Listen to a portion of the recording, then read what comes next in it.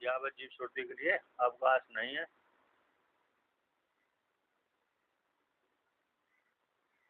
तो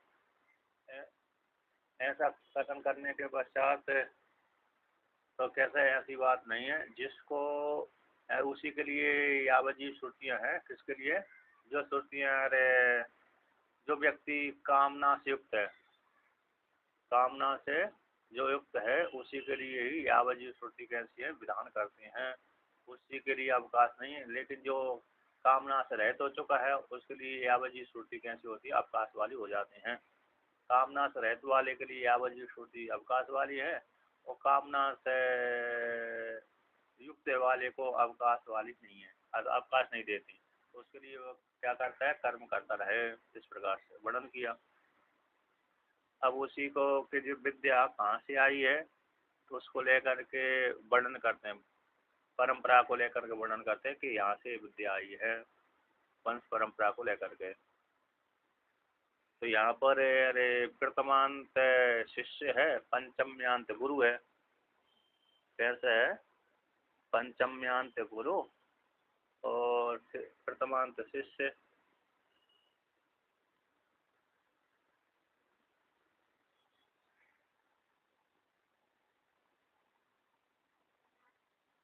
इस प्रकार से वर्णन किया करते हैं। अब आगे कहते हैं, अते वंशः पौति मास्यो गोप बनाद।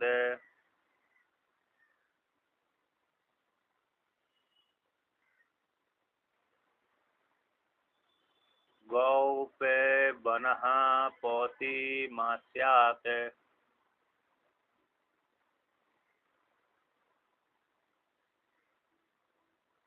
पौति मास्यो गोप बनाद।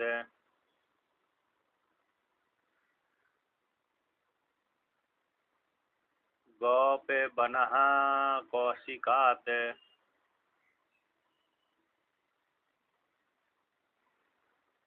कौशिकः कौंडिन्यात्।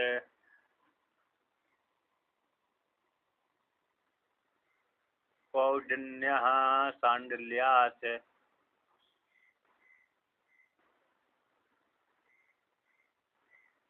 शाण्डिल्यः कौशिकाच्च गौतमाच्च।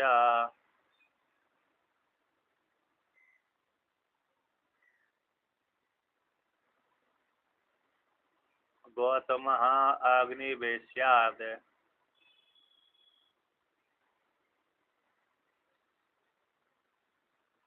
अग्निवेश्यो गार्ग्यात्।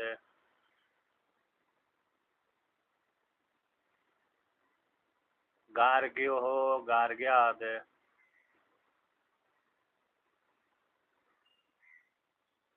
गार्ग्यो गौतमात्।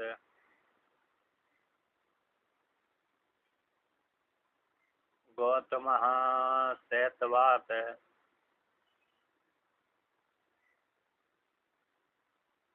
शैतवः पाराशर्यायणात्।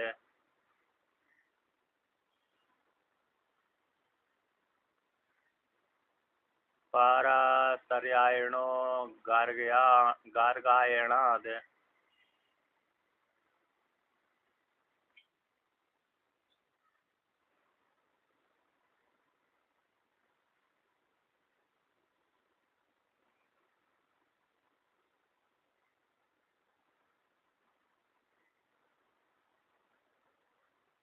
तो गार पाराशर्यायणो गार्ग्यायणात्।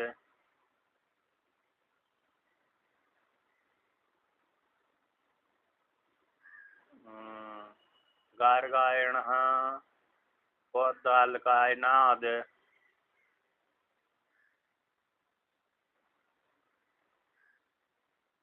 गार्गायणः उद्दालकायनात्।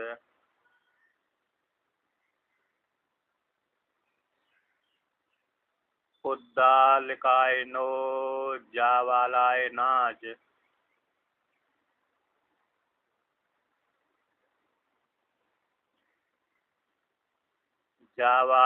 जावालायनो माध्यम दिनायनात्।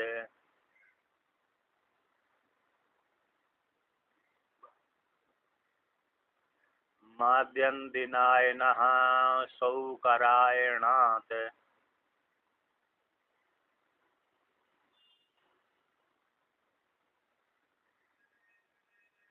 सौकरायणः कासायणात्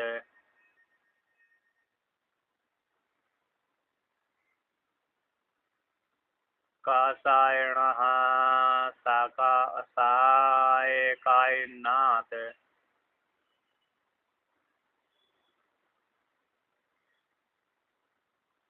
सायकायनः कौशिकायनेः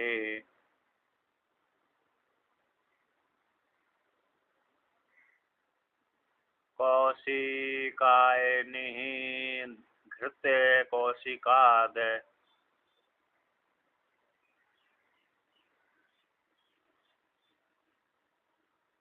घृते कौशिकः पाराशर्यायणात्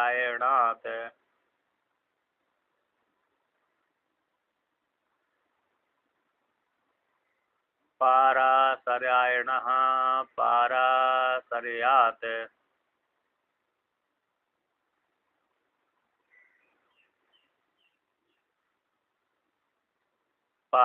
पाराशर्यो जातु कर्ण्याज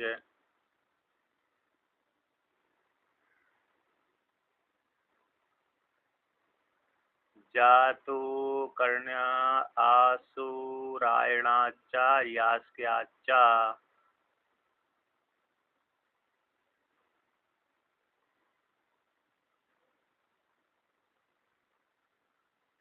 आसुरायणस्य त्रैवर्णस्य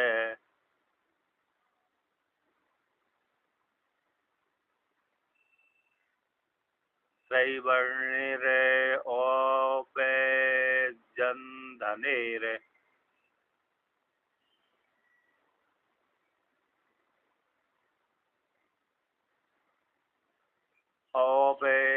औपेजन्धनेर् आसुरेर्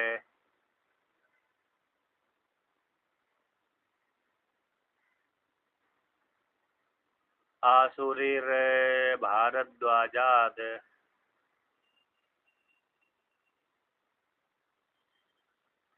भारद्वाज आत्रेयाद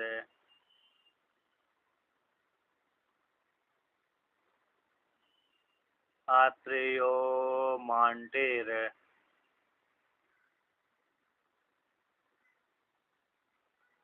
मांटिर गौतमाद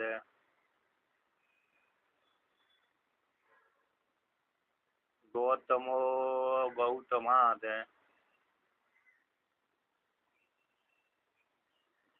गौतमो वास्याद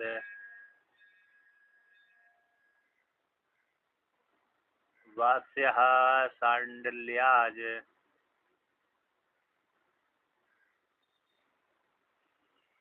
शाण्डिल्यः कैशोर्यात्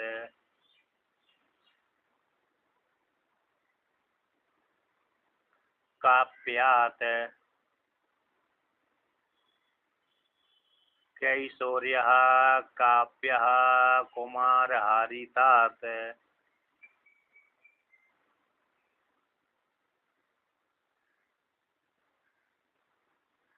कुमारहरितो गाल्वाद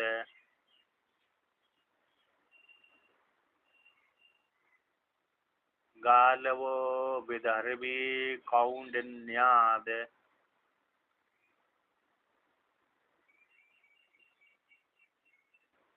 विदर्भी कौंडिन्यो वात्सन पातो बभ्रवाद बाब्रवाद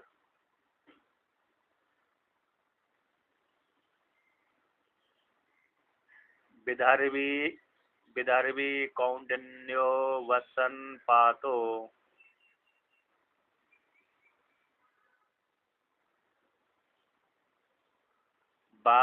बाब्रवाद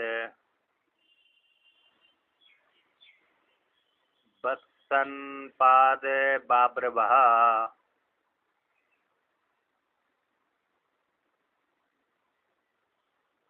पतः शौवरात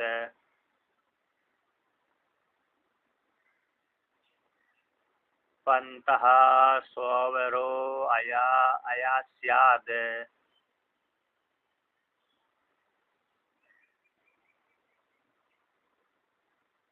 आंगीरसाद अयास्य आंगीरसा आभूते से त्वाष्ट्राद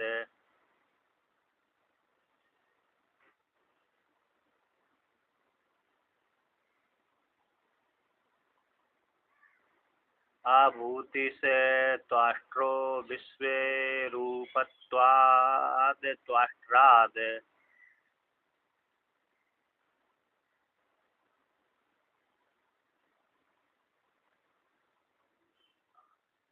आभूति से त्वाष्ट्रो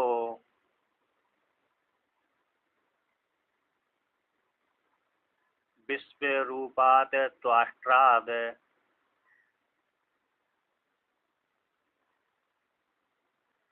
विश्व रूपस्य त्वाष्ट्रो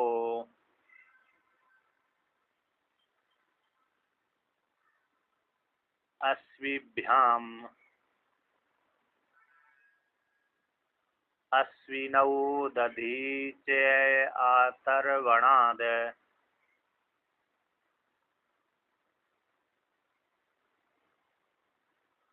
दध्यं आतर्वणो अथर्वणो दैवात्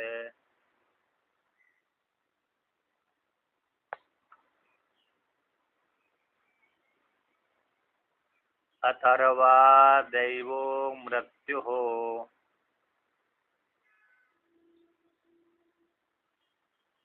प्राध्वंसनान्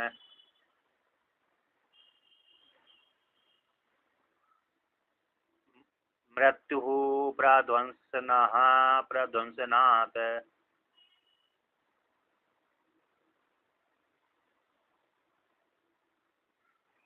प्रध्वंसन एकर्षेर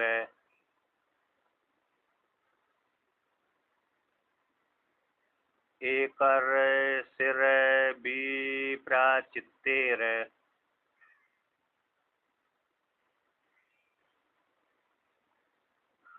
विप्राचित्तिर बेष्टेर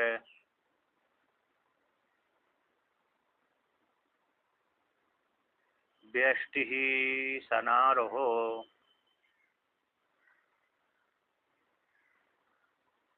सनारो सनातनात्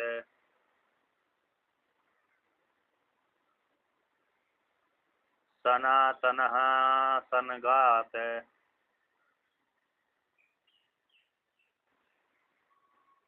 सनगः परमेष्ठिनः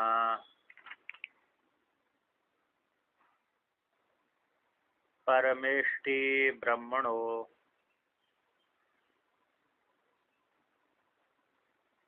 ब्रह्म स्वयंभू ब्रह्मणे नमः।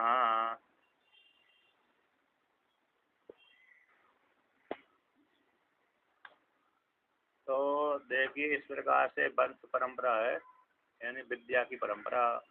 इसमें कुछ वंश वाले भी हैं, कुछ विद्या आई गई है। विद्या के वंश की परंपरा, विद्या के वंश की परंपरा है। और कुछ शुरू में तो वंश परंपरा भी है, क्योंकि पुत्र वंश की और विद्या की दोनों की परंपरा। नाथ ब्रह्म और बीज ब्रह्म, बीज को लेकर के परंपरा चलती है और नाथ को लेकर के परंपरा चलती है। इसमें दोनों ये नाथ को लेकर के परंपरा है और बीज को लेकर के ही परंपरा है। शुरुआत में तो बीज को लेकर के और नाथ को दोनों है, बीच में जाकर के नाथ वाली हो गई।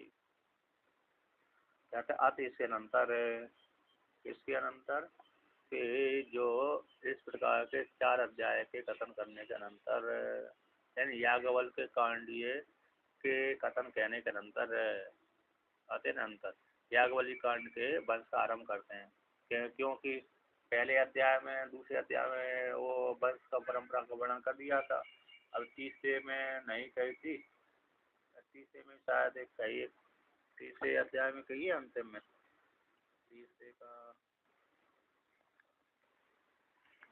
तीसरे जो अध्याय यहाँ पर समाप्त हुआ ना,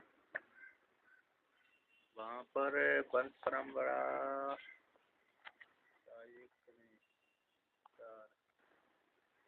तीसरे में भी बस परंपरा नहीं आई, तीसरे अध्याय में।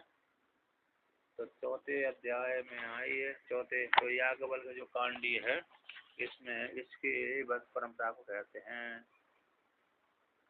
शब्द का अर्थ हो गया इस प्रकार से। तो यहाँ पर कहते हैं यथा मधुकांड से वंश, जिस प्रकार से मधुकांड वंश है उसी प्रकार से याज्ञवल्क्य कांड का भी वंश है।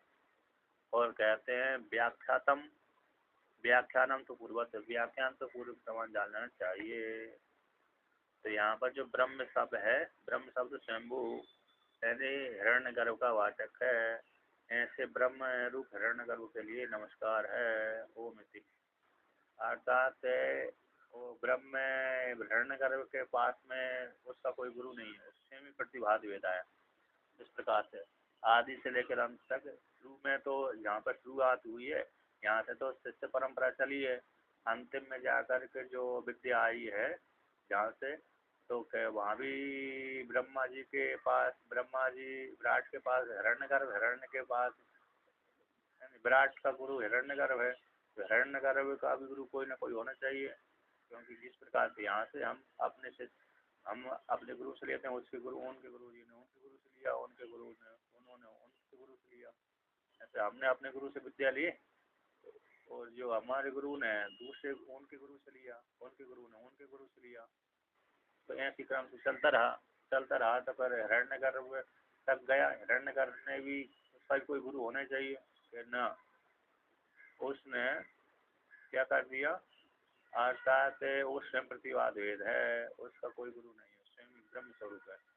इस प्रकार से अब यहाँ पर ये जान लेना चाहिए कि जो प्रथमांत शिष्य है वो पंचम्यांत आचार्य गुरु है। इस प्रकार से तो वंश कहते हैं, कांडी है, याज्ञवल्क्य कांड के वंश का वर्णन करते हैं कि ये विद्या कैसी आई है। विद्या ऐसी भी नहीं कि बीच से टपक के आई हो, आकाश से टपक गई हो। तो आकाश से टपकना कैसे होता है, मतलब ऐसे ही होता है, इसका आगे पीछे कुछ नहीं है, आगे पीछे वाला कुछ नहीं है, उसका कोई प्रमाण नहीं होता, प्रमाण रूप स्वीकार नहीं करते। और जिसका आगे पीछे होता है उसको प्रमाण रूप स्वीकार करते हैं।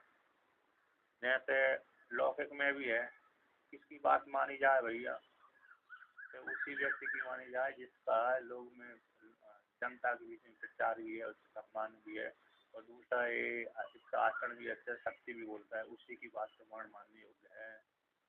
अब जिसका सम्मान आदि नहीं है और बात शक्ति भी नहीं बोलता है, उसकी बात प्रमाण मानने के योग्य नहीं रहती। तो उसी प्रकार से विद्या है कि जिन लोगों की विद्या जो कलयुग में तो बहुत सी विद्या परंपरा चल रही है, तो वो सारी परंपरा कैसी है, तो बीच वाली है। इसलिए कुछ काल के लिए उगती है, रहती है, कुछ काल बाद नष्ट हो जाती है। जैसे बरसात में जो बहुत बरसात के काल में बहुत से झंकड़ आदि उग जाते हैं, फिर नष्ट हो जाते हैं गर्मी में काल में। वर्षा में तो उग जाते हैं, कुछ देर तक पनपते हैं, फिर ठंड बढ़ते गर्मी काल में सारे नष्ट हो जाते हैं। तो उसी प्रकार से ऐसी जो है बिना परंपरा वाली विद्या होती है, वो बरसात में भी रहती है, गर्मी में भी रहती है, ठंडी में भी रहती है। तो इस प्रकार से प्रमाण कहलाती है। उसी को लेकर के यहाँ पर वर्णन करते हैं कि पौतिमास्यो गोपमनाद, पौतिमास्य नाम के जो आचार्य हुए उन्होंने गोपवन से ये विद्या का ग्रहण किया। और गोपवन ने अपने पौतिमा से उसके जो आचार्य हुए, यहाँ पर चाहे पिता भी हो सकते हैं और वंश परंपरा भी हो सकते हैं, दोनों प्रकार से। तो उन्होंने पौतिमास से लिया, जैसे यहाँ पर पौतिमास ने गोपवंश लिया, तो गोपवन ने पौतिमास से लिया। तो यहाँ पर जो पौतिमास ये दूसरे वाले पौतिमास है और दूसरे वाला पौतिमास है वो दूसरे है। जैसे तद्धित में पिता, तद्धित में ऐसा होता है तद्धित प्रत्यय, तो तद्धित प्रत्यय में प्रत्यय लग जाते रहते हैं, शब्द तो वही रहता है लेकिन प्रत्यय दूसरा लग जाता है, तो दूसरे अर्थ में वो अर्थ प्रयोग कर लिया जाता है। जैसे पहले जो पौतिमास है उसने गोपवंश लिया, गोपवंश मेरे विद्या ली, अब उसी गोपवन ने जो पौतिमास का पिता होगा पौतिमास, उससे दीक्षा ली है, उससे विद्या ली है। पौतिमास का जो पिता पौतिमास से लिए, उसी पौतिमास ने भी और गोपवन के जो पिता रहा होगा, गोपवन का पिता, उस गोपवन से लिया। यहाँ से पौतिमास ने भी गोपवंश लिए। दो बार, एक बार, दो बार पौतिमास ने दो बार गोपवंश लिया है। तो यहाँ पर जो पहले वाला गोपवन है वो नीचे वो पुत्र है, और दूसरा वाला गोपवन आ गया, उसका पिता आ गया। तो पौतिमास ने गोपवंश लिया, उसी गोपवन ने फिर पौतिमास लिया, उसके पिता से लिया, और उसने पिता ने भी उसे गोपवन के पिता से लिया, गोपवन से। अब उस गोपवन ने किससे विद्या ली? कहते कौशिक ऋषि से। ये कौशिक गोत्र में उत्पन्न हुए कौशिक ऋषि। अब कौशिक ने भी किससे लिया? कौशिक। यहाँ विश्वामित्र मुनि के भी वंश में वंश परंपरा कुश नाम के राजा चलती, कौशिक गोत्र कहलाता है उनका भी। तो ये ऋषि अलग है, और विश्वामित्र मुनि वाली परंपरा अलग है। तो कहते हैं कुशिक ने किससे लिए? कौशिक ने, गोपवन ने कौशिक से लिए, और कौशिक ने भी किससे लिए है? कौंडिन्य नाम के ऋषि से लिए है। और कौंडिन्य नाम के ऋषि ने किससे लिए है? कि सांडल नाम के ऋषि लिए है। और सांडल नाम के ऋषि ने किससे लिया? उस कौशिक और गौतम दो ऋषि से लिए। कौशिक या तो कौशिक गोत्र में कौशिक नाम के हुए होंगे, गौतम गोत्र में उत्पन्न हुए, है ना, गौतम गोत्र में उत्पन्न हुए कौशिक। अथवा दो ऋषियों से लिए उसने, सांडिल्य से भी लिया है और गौतम ऋषि से भी लिया है। और गौतम ने किससे लिए? अग्निवेश से लिए। ये गौतम वंश में है, जो गौतम ऋषि हुए हैं, जहाँ से परंपरा चली वो नहीं है, वो ऋषि यहाँ पर नहीं है, बल्कि गौतम वंश के हैं ये। तो कहते हैं श्री गौतम ने अग्निवेश से लिए, और अग्निवेश से ने किससे लिए? कि गार्ग से लिए। एक गार्ग ब्राह्मण भी है, और दूसरे गर्गाचार्य से जो गर्ग गोत्र चलता है, तो वो गर्ग अलग हो गया। तो वंश परंपरा चलती रहती, ऐसे गर्ग गोत्र में उत्पन्न होने वाले। और ये गोत्र भी अनादि चलते रहते हैं। तो कहते हैं गर्ग ने किससे ली? गार्ग से अग्निवेश ने गार्ग से ली। गार्ग ने किससे ली? गार्ग से ही उसके पिता से लिए। उस गार्ग ने किससे ली? कि गौतम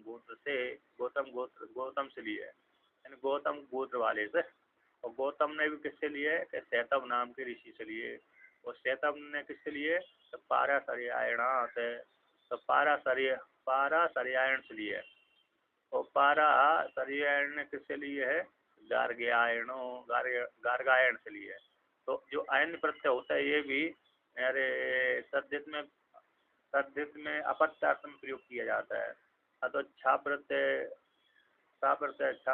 या तो उसमें एक में आयन प्रत्यय आदेश हो जाता है, आयन आदेश हो जाता है। किसी प्रत्यय को तद्धित में क्या कर दिया था? छा अथवा सा ऐसा प्रत्यय है, उसमें अरे उसको छा के स्थान पर आयन आदेश हो जाता है। मतलब एक प्रत्यय में प्रत्यय तो दूसरा होता है, एक शब्द होता है, उसको उसके स्थान पर आयन आदेश हो जाता है, इसलिए शब्द बन जाता है गार्गायण। गार्ग धन आयन इति गार्गायण हो जाएगा। इसलिए अरे पाराशर्यायण ने गार्गायण से लिया। गार्गायण ने किससे लिया? उद्दालक ऋषि, उद्दालकायनाथ, उद्दालक से लिए। तो उद्दालकायनाथ से लिए, तो उद्दालकायन, उद्दालक आयन, उद्दालकायन हो गया।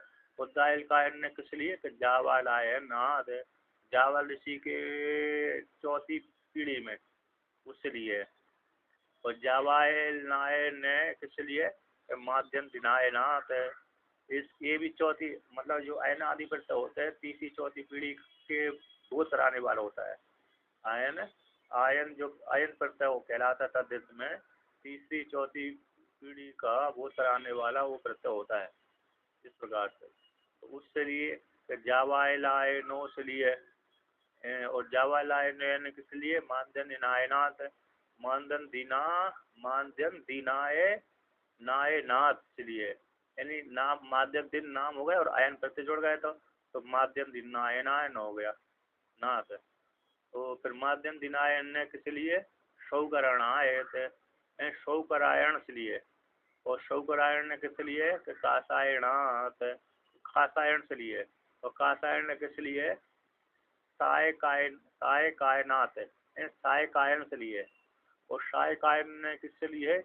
कौशिकायन है, कौशिकायन से लिए, और कौशिकायनी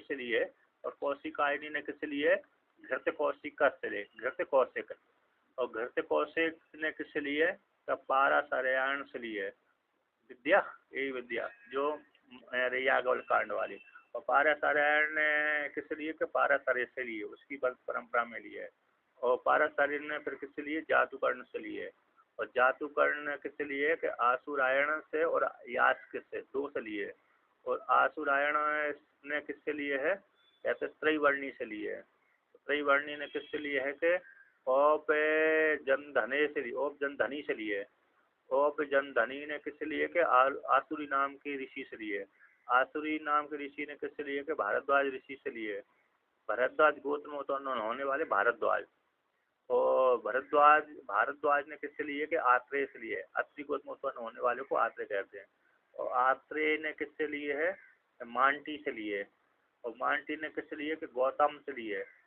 और गौतम ने किससे लिए, कि उसकी वंश परंपरा में गौतम से लिए, फिर गौतम ने फिर किससे लिए, कि वात्स्य से लिए, वात्स्य ने किससे लिए, कि शांडिल्य से लिए, कुछ शांडिल्य ने किससे लिए, कि कैसुरीय से लिए, और काप्य से लिए, दो से लिए, शांडिल्य ने कैसुरीय से और काप्य से लिए, तो और कैसुरी का अतः यहाँ पर एक नाम हो गया, एक गोत्र हो गया, शांडिल्य ने कैसुरीय काप्य से लिए, तो कैसुरीय उसका नाम हो गया, और काप्य उसमें गोत्र हो गया, तो कैसुरी काप्य ने किससे लिए, कुमार हारिस से लिए, जो कुमार हारिस के पास में ही जवाली ऋषि पढ़ने गए थे, तो कुमार हारिस ने किससे लिए, कि गालव से लिए है, और गालव ने किससे लिए है, कि विदर्भी कौंडिन्य से लिए विद्या, और विदर्भी कौंडिन्य ने किससे लिए, कि बसनपात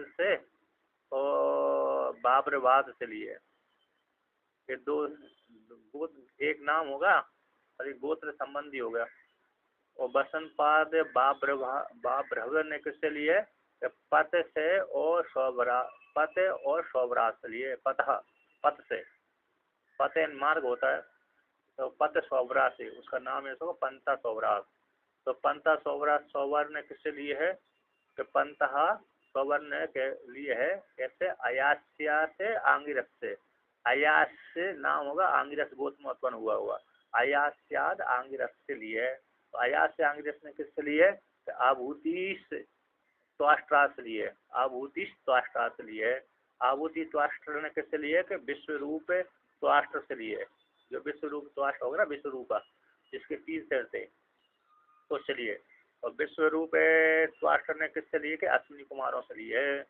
अश्विनी कुमार ने किससे लिए विद्या, दधीच ऋषि से, दधीच आतर्वण से लिए, दधीच आतर्वण ऋषि से लिए है, और वही दधीची जिन्होंने हड्डियों का दान कर दिया था, और दधीच जो दध्यंग आतर्वण, उसका नाम उनका नाम दूसरा भी है, दध्यंग आतर्वण, तो दध्यंग आतर्वण ने किस लिए, कि अथर्वण देव से लिए, अथर्व ऋषि संतान है, और अथर्वण देव से लिए, अथर्वदेव ने किससे लिए, अथर्व देव ने मृत्यु देवता मृत्यु प्रध्वंसना से लिए, मृत्यु देवता जो प्रध्वंसन नाम के हैं उनसे लिए, मृत्यु से और प्रध्वंसन से, उनका नाम मृत्यु है और ध्वंस करने वाले हैं, ये दो नाम है उनके नाम है, और मृत्यु प्रध्वंसन ने किससे लिए है, प्रध्वंसना से लिए, प्रध्वंसनाथ है, प्रध्वंसन से लिए, उसकी वंश परंपरा में, और प्रध्वंसन ने किससे लिए, एक ऋषि से लिए, एक ऋषि से लिए, अकेले चलने वाले को एक ऋषि बोलते हैं, तो एक ऋषि देवता विशेष हो गए, ऋषि हो गए, है ना, परमात्मा का नाम भी एक ऋषि है, और विद्वान का ब्रह्मवेत्ता का नाम भी एक ऋषि है, एक ऋषि ने किससे लिए, कि विप्रचित्ति से लिए, विप्रचित्ति एक राक्षस का नाम भी विप्रचित्ति है, दैत्य का नाम, तो यहाँ पर ये ब्राह्मण है, कोई ऋषि है, तो विप्रचित्ति ने किससे लिए, कि बेष्टि से लिए है, बेष्टि से, बेष्टि नाम के देवता से, बेष्टि ने किससे लिए, कि सनारो से लिए, सनारो, ब्रह्मा जी के 4 जो मानस पुत्र हैं उनमें से एक हो सकता है सनारो, तो सनारु नाम के स्वतंत्र ऋषि है। तो सनारु ने किससे लिए कि सनातनाथ से लिए, सनातन से लिए। और सनातन तो नाम ब्रह्मा जी के मानसपुत्र में ही आता है, सनक सनंदन सनातन उनसे। और सनातन ने किससे लिए कि सनग, सनग से लिए। हो सकते सनक, सनक सनंदन, सनक का ही नाम, सनक का, सनक ऋषि का नाम ही सनग है, कौन से लिए। और सनग ने किससे लिए कि परमेष्टि से लिए, यानी विराट से लिए। परमेष्टि शब्द यहाँ पर विराट का वाचक है। तो कहते हैं विराट ने किससे लिए, परमेष्टि रूप जो विराट ने किससे लिए कि हिरण्यगर्भ से लिए, ब्रह्म से लिए। ब्रह्म यानी हिरण्यगर्भ है। विराट परमेष्टि शब्द का वाचक है विराट, और ब्रह्म का शब्द का वाचक है हिरण्यगर्भ। तो हिरण्यगर्भ से ब्रह्म विद्या आई, क्यों तो परंपरा चलना चाहिए, ये उससे पैदा हुआ, ये उससे पैदा हुआ, है ना। जैसे अंडे से मुर्गी पैदा हुई, मुर्गी से अंडा पैदा हुआ, अंडे से मुर्गी पैदा होती है और मुर्गी से फिर अंडा पैदा होता है। तो चलता रहता है। तो कहते हैं अनवस्था दोष वाला है, कभी अनवस्था दोष कभी पूरी नहीं होती, है ना, चलता ही रहता है। उसी प्रकार से ये उससे विद्याई, ये उससे विद्याई, तो उसी प्रकार से कोई ना कोई सीमा होनी चाहिए कि नहीं है। इसके नाम है कैसे, अंडा कुकुटी, कुकुटी न्याय के अनुसार चलती रहेगी परंपरा, यानी मुंडी अरे कौन से मुर्गी से अंडा पैदा, अंडे से मुर्गी, मुर्गी से अंडा, अंडे से मुर्गी, मुर्गी से अंडा, इसी प्रकार से चलता रहेगा का, तो ना सीमा है। तो कहाँ तक, कहाँ से आई है कहे परमेष्टि, ये नहीं विराट से, विराट ने किस लिए हिरण्यगर्भ से। हिरण्यगर्भ का ही कोई गुरु होगा, जैसे विराट का गुरु तो हिरण्यगर्भ हो गया, हिरण्यगर्भ का कोई गुरु होगा कि ना। ब्रह्म हिरण्यगर्भ कैसे, ब्रह्म स्वयं ब्रह्म है, स्वयं भूए स्वयं भगवती थी ब्रह्म। और उसमें प्रतिभाद वेदा, अपनी तपस्या के बल के प्रभाव से, सामर्थ्य बल के प्रभाव से ये विद्या उस हृदय में अपने आप ही फूट जाती है। जैसे कभी कभी तो एक श्लोक आता है, कौन सा श्लोक आता है कह रहे, अच्छा भागवत का एक श्लोक आता है, तेने ब्रह्म हृदय आदि कवये मुह्यन्ति यत् सूरया, तेने ब्रह्म हृदय आदि कवये मुह्यन्ति यत् सूरया, तेजोवादिमृताम यथा विनिमयो यत्र सर्गो निष्ठा धामना स्वयं सदा निरस्त गुह्यकम सत्यम परम धीमहि। तो भागवत का जो जैसे भागवत का श्लोक है, पहले ये जन्माद्यस्य यतोन भयादितर्तस चार्तेषु विज्ञातुराट तेने हृदय या ब्रह्म, तेने ब्रह्म हृदयादि कवये मुह्यन्ति सूर्य तेजो वारी मदाम यथा विनिमयो यत्र सर्गो मिश्रा धामना स्वयं सदा निरस्त कुयकम सत्यम परम धीमहि। तो ये भागवत का श्लोक है पहला, प्रथम खंड का, प्रथम स्कंद का। तो उसमें तेने हृदय या आदि कवये, तो वहाँ पर तेन विस्तारित किया था, कौन ने, परमात्मा ने। हृदय, हृदय हृदय में, हृदय में आदि कवय जो परमात्मा है, उस परमात्मा ने ब्रह्मा जी के हृदय में वेद को विस्तारित कर दिया था, यानी दे दिया था, उसके मन में फूट गया था। ईश्वर के संकल्प से ब्रह्मा जी रूप हिरण्यगर्भ के शरीर में क्या हो गया, शरीर मतलब अंतकरण में, मन में, हृदय में अपने आप ही वेद प्रस्फुटित हो गया था। तो उसी को लेकर कहते हैं यहाँ पर। तो वहाँ पर भागवत में ऐसा आया कि ईश्वर की संकल्प हो गया। तो यहाँ पर कहती है, श्रुति स्वयं कहती है कि जो ब्रह्म हिरण्यगर्भ जो ब्रह्मा जी हैं, हिरण्यगर्भ है, उसको, उसका कोई गुरु नहीं है, बल्कि स्वयं प्रतिभाद वेद है, स्वयं ही उसके हृदय में ज्ञान है, स्वयं ही उसके हृदय में ज्ञान फूट गया है, उसका कोई गुरु नहीं है। ऐसे जो, और वो हिरण्यगर्भ ईश्वर से भिन्न नहीं है, ब्रह्मी है। हिरण्यगर्भ कैसा है, परमात्मा से भिन्न नहीं है। हिरण्यगर्भ अपने आप को जानता है, हम ब्रह्मास्मि में ब्रह्म हूँ, उसको किसी गुरु की आवश्यकता नहीं है, स्वयं ही प्रतिभाद वेद है। उसी हिरण्यगर्भ से योग दर्शन चालू हुआ है, हिरण्यगर्भ ने ही योग सूत्र का प्रतिपादन किया था, योग दर्शन का प्रतिपादन किया है। लेकिन अकेले पतंजल ऋषि ने मात्र संग्रह मात्र कर दिया, क्या कर दिया, संग्रह मात्र किया है।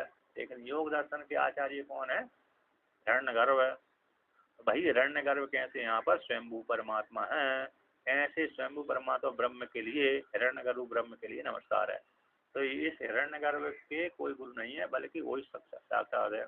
इसलिए यहाँ पर आता है 1 नंबर टिप्पणी में है, परमेष्टि ब्राहट, परमेष्टि शब्द का अर्थ विराट, हिरण्यगर्भ ने हिरण्यगर्भाद विद्या हम प्राप्त, हिरण्यगर्भ से विद्या की प्राप्त हुई है। ब्रह्मणश्च स्वयं प्रतिभात वेद स्वात हिरण्यगर्भ जो ब्रह्म है वह स्वयं प्रतिभात वेद वाला होने से तथा इसलिए आचार्य परंपरा नास्ति, इसलिए आचार्य परंपरा वहाँ से आगे नहीं है। एक पुनर्ब्रह्म वेदा के जो ब्रह्म है, वेदा के नाम वेद रूप जो ब्रह्म है वह स्वयंभू है, स्वयं नित्य परस्य वेद रूपत्वात् अवस्थान, नित्य ही परमात्मा इसी में अवस्थित है, इसलिए वेद रूप ब्रह्म परमात्मा है। तो हिरण्यगर्भ भी कहते हैं परमात्मा है, ऐसे परमात्मा रूप हिरण्यगर्भ के लिए नमस्कार है ना। यहाँ पर जो वेद ब्रह्म है, वेद रूप जो ब्रह्म है अथवा परमात्मा ब्रह्म है, ऐसे जो परमात्मा रूप ब्रह्म के लिए हिरण्यगर्भ ब्रह्म के लिए नमस्कार है। परमेश्वर ने ब्रह्मा से ब्रह्म स्वयंभू है, ब्रह्म को नमस्कार। यहाँ तक यहीं तक परंपरा चलती है, ठीक है ना। इसकी आगे परंपरा समाप्त। तो ऐसे यहाँ ये वर्णन कर दिया, क्या वर्णन कर दिया, इस प्रकार से परंपरा आई गई है ना। ये हो गया अध्याय पूरा, यानी 5वां चौथा अध्याय पूरा हो गया। अब कौन सा चले, अब छठा 5वां अध्याय चालू करते हैं, है ना।